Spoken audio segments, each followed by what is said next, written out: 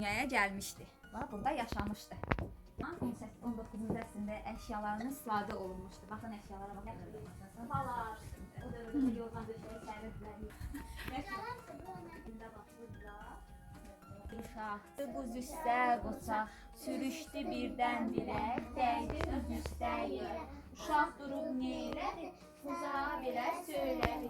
Sən nə yamansan ay buz, adam yıxansan ay buz, yaz gəl.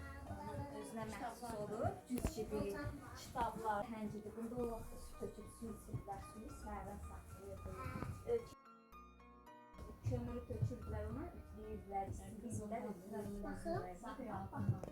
növbə ilə ona məxsus olan kitab yerləyirdilər. Sulandırmaq üçün o zaman otağı sulandırmaq üçün. Lampadır, akşam lampadır, otağı yandırırlar.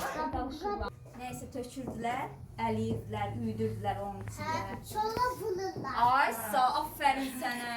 Üç qazandı, sinidir, tavadır. Mesela burada pişirirdilər. Tava. O yumurtlar koymuşuq, bəzək üçün koymuşuq, boşaltmışıq, koymuşuq. Yumurtadan çıxmışdı. Açdım.